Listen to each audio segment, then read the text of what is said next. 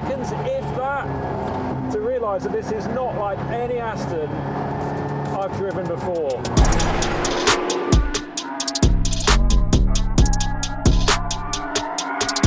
Finally, Valhalla is upon us. It's been 7 years since we first saw a concept version of Aston Martin's mid-engine carbon tub supercar, and in that time we've gone through 5 prime ministers, 4 Aston Martin CEOs, a global pandemic, and still no GTA 6.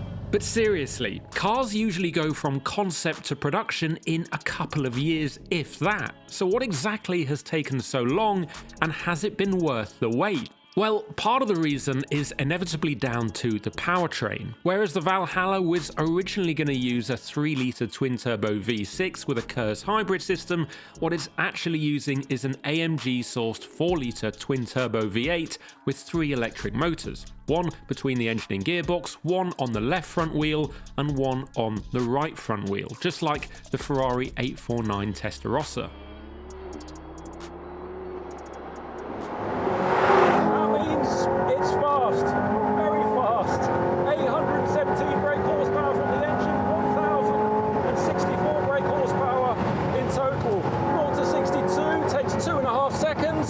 Top speed 217 miles an hour. Thank you very much. Not quite as quick on paper as the 849 Testarossa, but with those numbers, who's counting? This is truly warp speed stuff that absolutely devours the long straight of Circuito Navarra.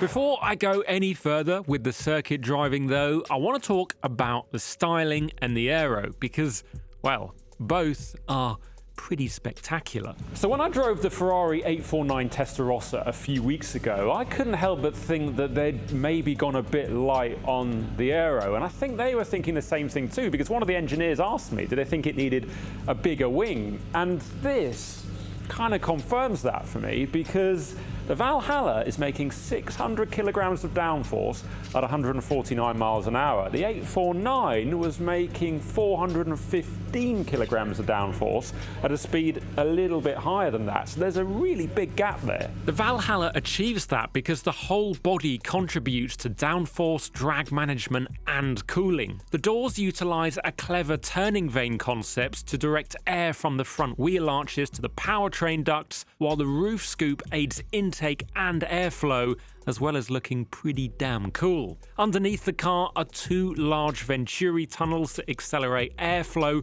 for greater downforce and make for a super aggressive piece of rear end styling. It's not all passive downforce either, because this rear wing is very, very much active. It's in its regular position now, but if you put the car in race mode, it lifts up by up to 255 millimeters and it's hydraulically activated, and it can maintain the downforce level from 149 miles an hour going all the way up to this car's top speed. And not only that, but it also acts as an air brake when you slam the anchors on from high speeds. So you can go from your full downforce mode to full air brake mode in just half a second. It's very clever. And it's not just the rear end that has active aerodynamic elements either. At the front, there's a spoiler that's a bit more hidden. You can't really see it. It's not as obvious, but it is still active and it is still doing plenty of jobs. So it can help out with the air braking. It can guide the airflow to the underfloor vanes, and it also helps to increase downforce. So there's rear active aero, front active aero, and also all the passive aero that you see going on the bodywork. There's clearly a lot of hardware on this car to make it go faster and make it better to drive. But what I really like is that it's still pretty. The basic form of the bodywork has got a lovely continuity to it, and it's also got great proportions, but crucially, it's got lots of the crazy bits that you want to see on a supercar. So we've got these carbon arms that the mirrors sit on, we've got the massive roof scoop, we've got the dihedral doors that cut into the roof, there's the quad top exhausts, there's the Venturi tunnels, the 3D lights at the back. It's got so many goodies on it, and you just can't help but feel that, yes, this is a proper supercar. And I've got to say that it's less controversial looking than the Ferrari 849 Testarossa, and in my view, just more interesting.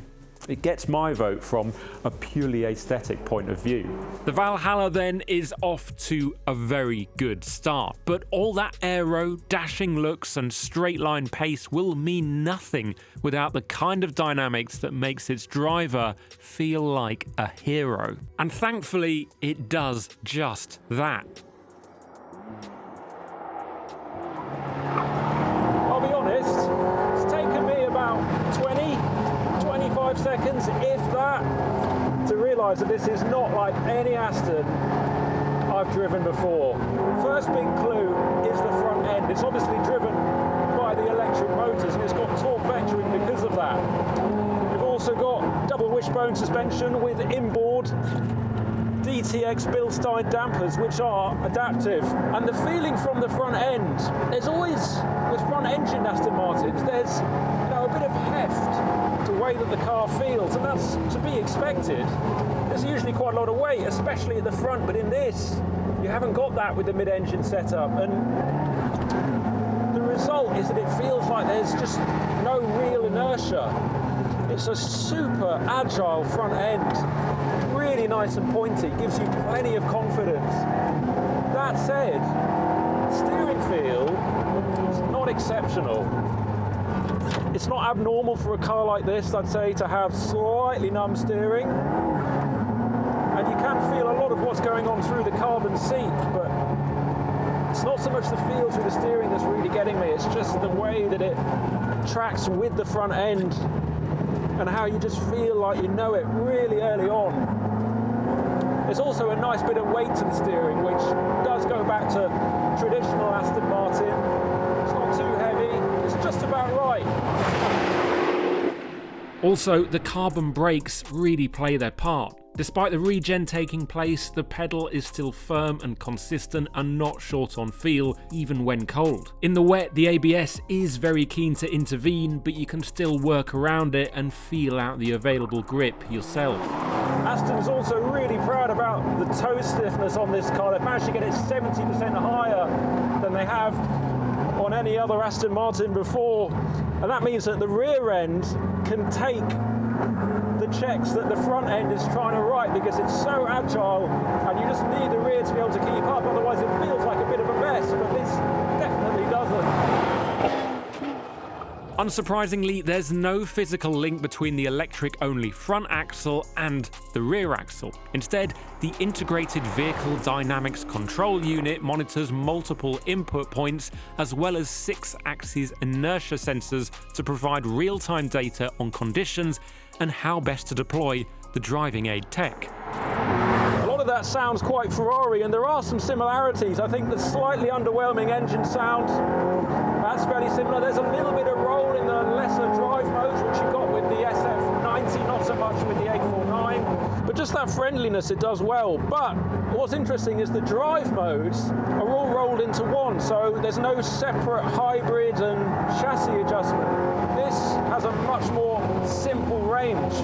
For track purposes, it's just sport, sport plus and race, which I've got to be honest, I kind of prefer. It just makes things a little bit more straightforward for you. These are not the ideal conditions for this car at all, and are also on the Michelin Pilot Sport tyres rather than the Cup tyres.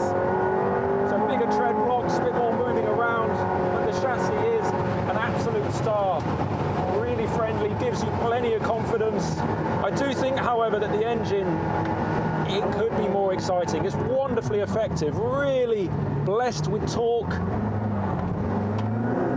and it catapults you very nicely around Navara, but could be more exciting, could rev higher than 7,000 RPM. That feels a bit low to me, especially in comparison with rivals like the 849 and the Rev Vuelto, especially the Rev Vuelto.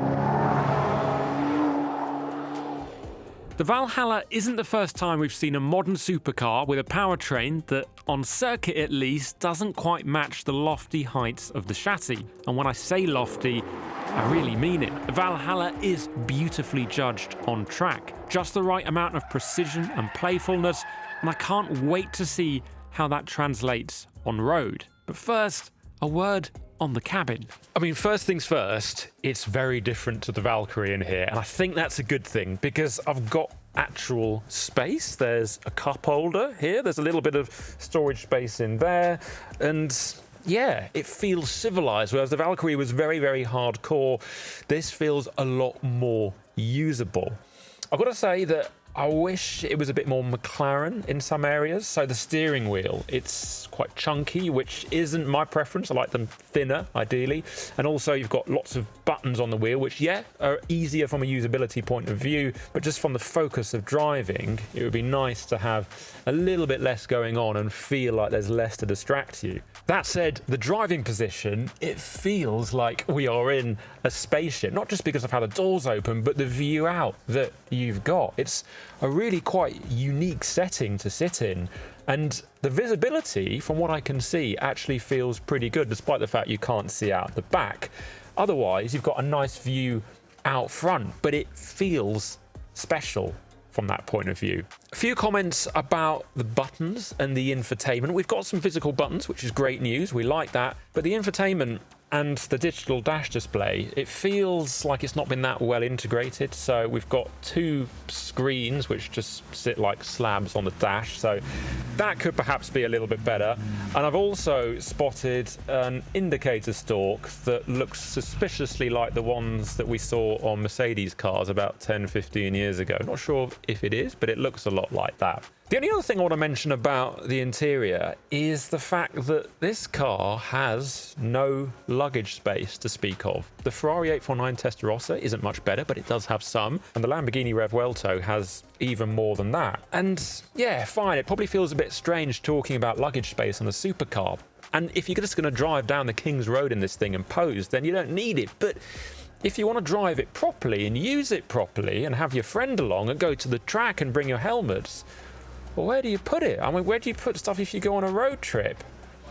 It seems like a bit of an oversight. And if this car is as good on the road as I'm hoping it will be, it's going to feel like a missed opportunity. And guess what? It is. Fast forward a couple of hours from my time on track with the Valhalla, and I reckon its road-going ability is one of its biggest strengths.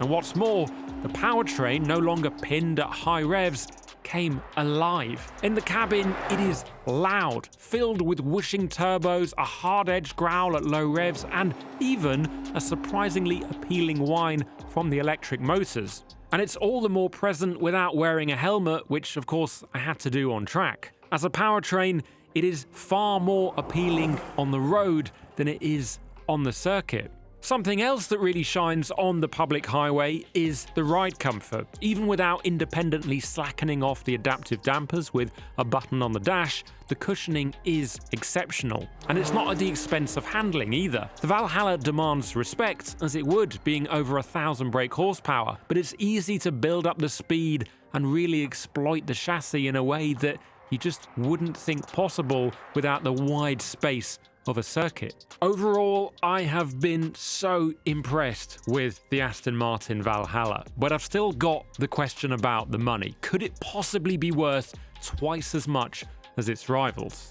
And objectively speaking, no, of course not. It can't be. But at this end of the market, thrills and prestige matter far more than money, and the Valhalla isn't short on either. If anything, I love the way that it harks back to an era where supercars were less about the all-rounder and more about pure excitement, which the Valhalla majors in. To look at, it's a knockout. The chassis is a dream, and the powertrain, on road at least, is noticeably different from what rivals offer. It's hard to say it feels like a traditional Aston Martin, but equally it isn't just a carbon copy of the Italians, or indeed its compatriots down in Woking. Staring down the barrel of job cuts, debut EV woes, and 9-figure losses, Aston Martin desperately needs a car to keep the wolves from the door.